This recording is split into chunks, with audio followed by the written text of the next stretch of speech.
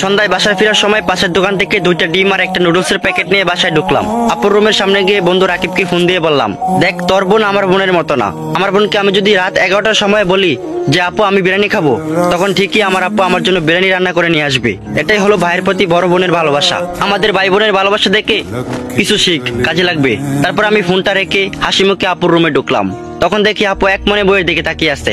আমি একটু কাশির আওয়াজ করতেই আপু আমার দিকে তাকিয়ে বলল, আমাকে কি তোর গাড়ির টিউবের মতো মনে হয় যে তুই হাওয়া দিবি আর আমি ফুলবো?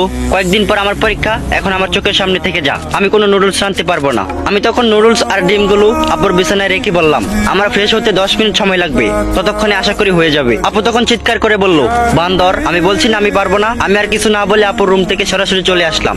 আমি ঠিকই জানি আপু 10 মিনিট পর আমার জন্য নুডলস রান্না করে নিয়ে আসবে। পরদিন সকালে আমার গার্লফ্রেন্ড শ্রাবণীর সাথে দেখা করতে যাব, অথচ আমার হাতে একটা টাকাও নাই। আমি তখন আপুর রুমে গিয়ে দেখলাম আপু ব্যালকনিতে ফুল গাছে পানি দিচ্ছে। আমি তখন আপুর পাশে গিয়ে বসলাম এবং বললাম যে আপু তুই জানিস আমি তোকে কতটা ভালোবাসি। আপু তখন বিরক্তকর চোখে আমার দিকে তাকিয়ে বলল, আমি এখন তোর কোনো ময়লা কাপড় চোপড় ধুতে পারবো না, আর আমার হাতে এখন একটা টাকাও নাই। আমি তখন অসহায়ের মতো আপুর দিকে তাকিয়ে বললাম, তুই সবসময় আমায় ভুল বুঝিস। যাই হোক, তোকে একটা কথা বলতে এসেছি। গলির মোড়ে একটা লোক অর্কিডের চারা গাছ নিয়ে বসে আছে, আর একটা অর্কিডের চারা 100 টাকা করে মাত্র। যদি পারিস কিনে নিয়ে আয়, আর যাওয়ার সময় সাবধানে যাস, কারণ পাশের বাড়ির আজিজ আঙ্কেলের কুকুরটা রাস্তায় ঘোরাঘুরি করছে। তুই তো আবার কুকুর দেখে ভয় পাস। আপু আমার কথা শুনে খুশিতে আত্মহারা হয়ে বলল, আমার সোনা ভাই তুই একটু কিনে এনে দে, আমি কুকুরটাকে অনেক ভয় পাই।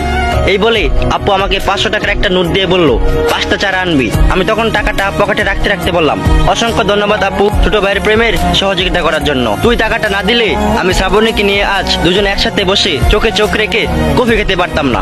আমার কথা শুনে আপুর হাতে থাকা মগটা আসার মেরে বলল, তুই যদি আজ অর্কিডের চারা নিয়ে বাসায় না ঢুকিস তাহলে তোর খবর আছে। বাসায় আসতে আসতে বিকাল হয়ে গেল। আপুকে কোথাও দেখছি না, হয়তো ছাদে হাঁটাহাঁটি করছে। বাবা মা দেখছিলাম কি বিষয় নিয়ে জানি আলোচনা করছিল। আমাকে দেখা মাত্রই চুপ হয়ে গেল।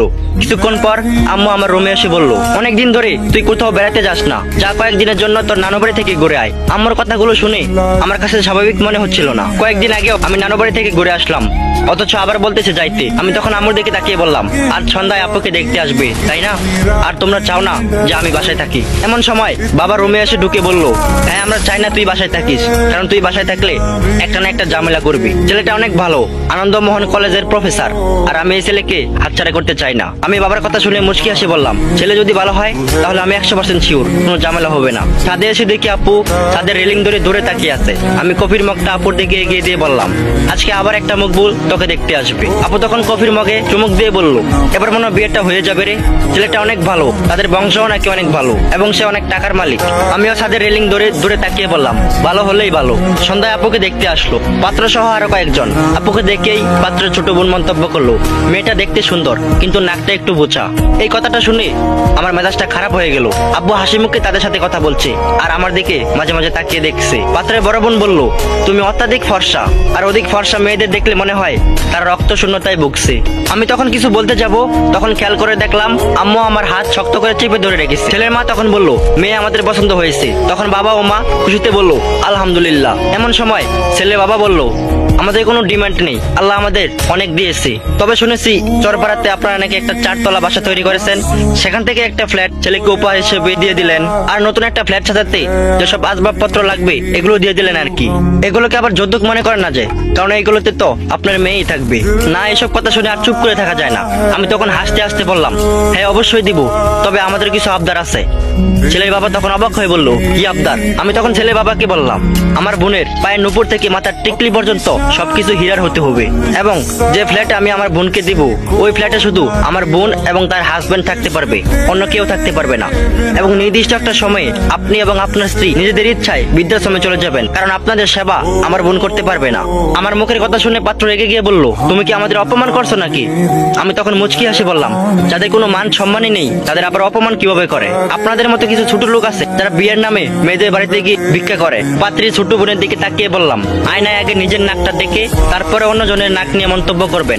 দেখে তো মনে হচ্ছে কেউ সজোরে ঘুষি মেরে নাকটা চ্যাপটা করে দিয়েছে। সবশেষে পাত্র বড় বোনের দিকে তাকিয়ে বললাম, কালো চামড়া ফর্সা করার জন্য তো নিজেই এক বস্তা ময়দা মেখে এসেছেন, আর এখানে এসে বলছেন ফর্সা চামড়া মেয়েদেরকে দেখলে নাকি মনে হয় রক্ত শূন্য তাই বকছে। আমার কথা শুনে পাত্রপক্ষ রেগে চলে যাচ্ছে। আমি তখন আপুর হাত থেকে দুইটা কাছের ছুরি খুলে পাত্রের হাতে দিয়ে বললাম, এতই যখন টাকার দরকার তাহলে এই দুইটা চুরি পরে রাস্তায় নেমে হাততালি দেন, দেখবেন ঠিকই টাকা পেয়ে যাবেন।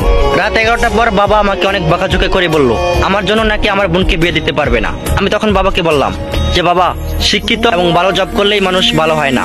বাবা হিসাবে তোমার যতটা দায়িত্ব আছে ঠিক ততটাই ভাই হিসাবে আমারও দায়িত্ব আছে আমার বোনকে সুখে রাখার। কোনো ছোট লোকের কাছে বিয়ে দিয়ে আমি আমার বোনকে কষ্ট পেতে দেব না। আমি চাই আমার বোনকে এমন একজন বিয়ে করুক যে আমার বোনকে সম্মান করবে, আমার বোনের চোখের জল ফুটে নামার আগেই মুছে দেবে। যতদিন পর্যন্ত ওই রকম ছেলে পাবো না ততদিন পর্যন্ত আমি আমার বোনকে মাথায় তুলে রাখবো। বাবার রুম থেকে বের হয়ে দেখি আপু দরজার আড়ালে দাঁড়িয়ে কান্না করছে।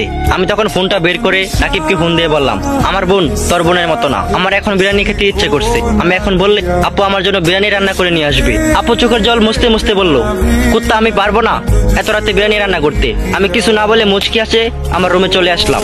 আমি ঠিকই জানি কিছুক্ষণ পর আপু ঠিকই আমার জন্য বিরিয়ানি রান্না করে নিয়ে আসবে। আর এভাবেই ভালো থাকুক পৃথিবীর সকল ভাই বোনের সম্পর্ক।